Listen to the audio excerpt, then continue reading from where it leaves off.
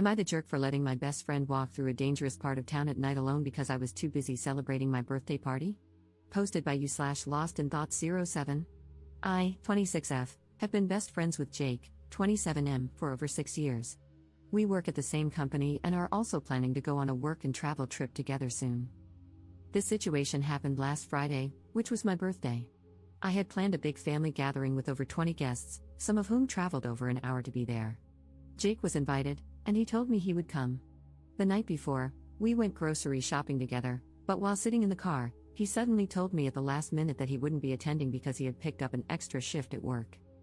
I was a little hurt because we always celebrate our birthdays together, and he didn't need to take the shift. Our company has plenty of people who could have covered it, but I accepted it and moved on. On my birthday, we were texting before his shift. For context, Jake doesn't have a driver's license and usually relies on public transport or walks.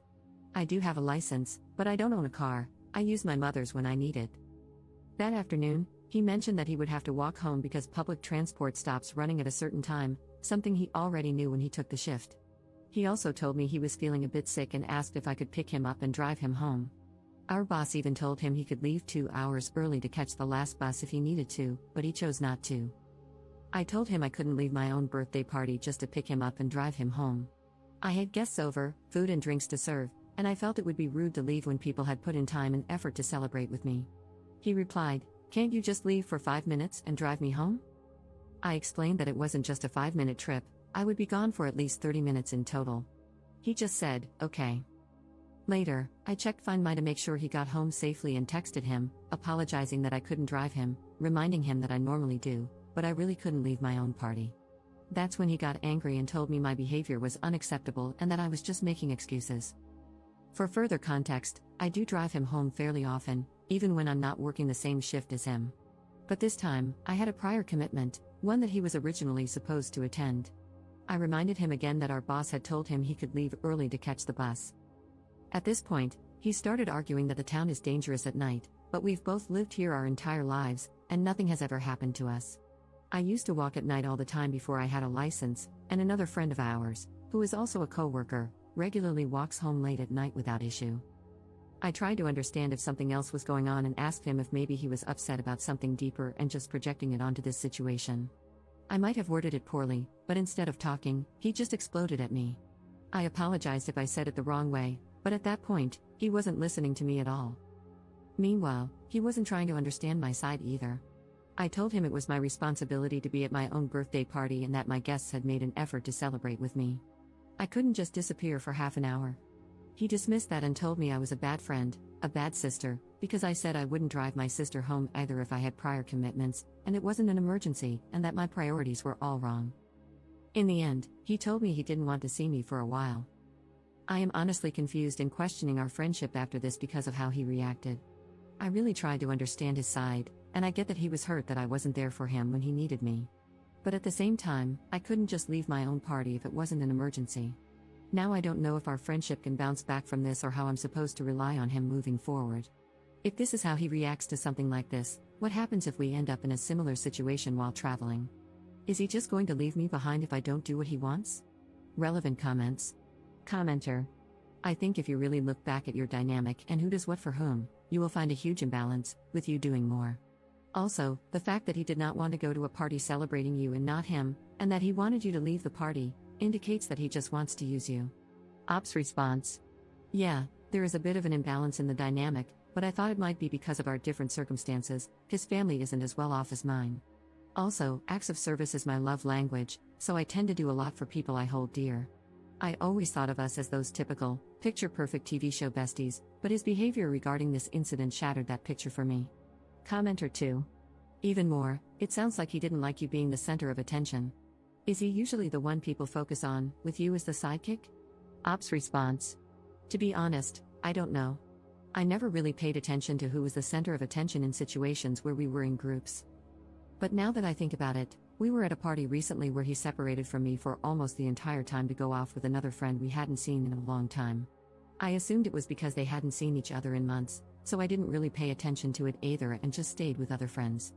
Commenter 3. This was kind of what I was thinking. He sounds manipulative. No one is going to leave their birthday party to give someone a ride home. It's incredibly rude to leave a party in your honor, and I'm 99% sure that's common knowledge.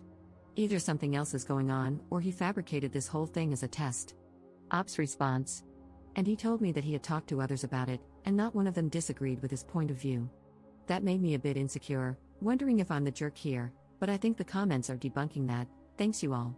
I just would love to know what he told those people, or his thought process for that matter, because I would never react this way. The test could be a plausible explanation. He might have felt the need to test me before we go to another country for a year. That's the other thing I need to figure out, because if this is how he reacts to something like this, I can't rely on him. And even if our friendship survives, I can't go to another country with him as my support system. Update 1 day later. First of all, thank you all for the helpful comments. I never expected so many people to relate to this. I'm so sorry for everyone who has gone through something similar. To clarify something I've seen speculated in the comments, there are no romantic feelings involved. He's gay, so there was never any romantic interest between us. After reading a lot of comments and reflecting on everything, I've decided to go no contact, aside from necessary work-related interactions. I've also made the decision to move forward with my work and travel plans alone, because I simply can't trust someone like this to be my emergency contact in another country. I had a long conversation with my parents and showed them the chat. My mom actually broke down crying. She told me she's seen narcissistic behavior and red flags in him for years, but things have gotten worse in the last few months. She said this has been weighing on her, and when she laid everything out for me, I finally saw the bigger picture. Even though it wasn't a romantic relationship, I now realize he was isolating me from other friends and family, always trying to make himself the center of my social life. He even tried to insert himself into most of my other friendships, and looking back, anytime I made progress in life, he would find a way to hold me back or drag me down. My dad told me that some of the recent arguments I've had with my family were actually their way of trying to get me to see what was happening, but I just didn't recognize it until now. He also said he's relieved I won't be traveling overseas with him. My parents reassured me that while this will be hard at first, I'll heal, and cutting ties now will make things easier in the long run. They also pointed out things I had overlooked, like how he tagged along on family holidays without paying but was never particularly grateful to my family for inviting him. I've started talking to one of our mutual friends about what happened. She's currently busy with the Super Bowl, but once she's back, I'll tell her everything as objectively as possible. I don't want to trash talk him or damage his reputation at work, but if coworkers ask, I'll be honest about why I've distanced myself. I genuinely do wish him the best, and I hope he works through his issues and finds happiness. But I'm done. My mom breaking down in tears was the final straw for me. Even though a lot of my social circle overlaps with him, I know I'll eventually sort everything out and move on. It honestly feels like a friendship divorce, but I think this is a necessary step. I need to reevaluate who my real friends are and how they treat me, and I might need to cut ties with a few other people along the way. I actually texted one of my close friends, joking that we're getting a divorce and that I'm filing for custody of her. I really hope she won't be manipulated by him, but right now, I need to be prepared for anything. This won't be easy, but I'll cut my losses and move forward, hopefully toward a better future with better friends, ones I can truly trust and who put just as much effort into our friendship as I do. Relevant comments. Commenter. He overreacted the way he did because he had your entire birthday evening planned out. He intentionally took an unnecessary shift, distancing himself from your party and your time with friends. He declined the suggestion of leaving 2 hours early, which would have allowed him to get a ride home, because he was used to you caving to his manipulations and just knew he could convince you to leave your own birthday party for him. He had already contrived a false narrative to keep you away longer, preventing you from being celebrated by anyone other than him.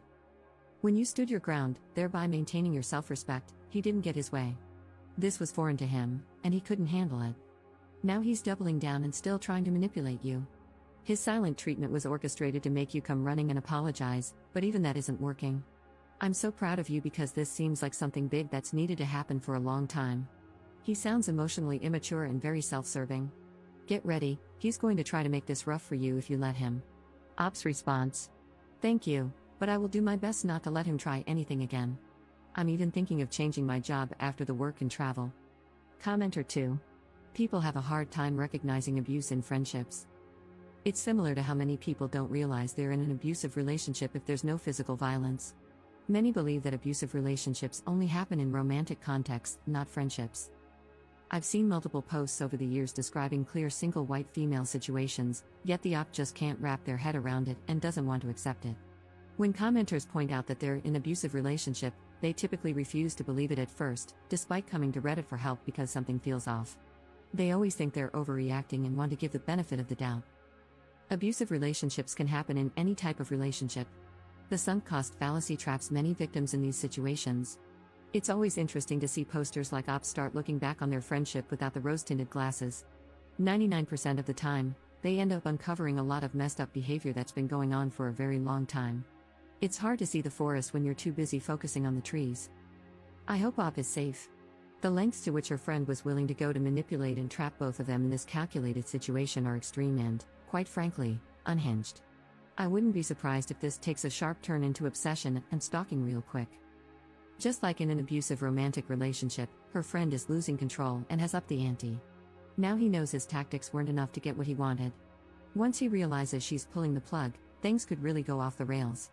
He's already escalated by screaming at her and piling on the guilt. He's going to escalate further, but how far will he go? Who knows? You can't reason with unreasonable people, and you cannot predict their actions. Op needs to be on high alert and should not underestimate him.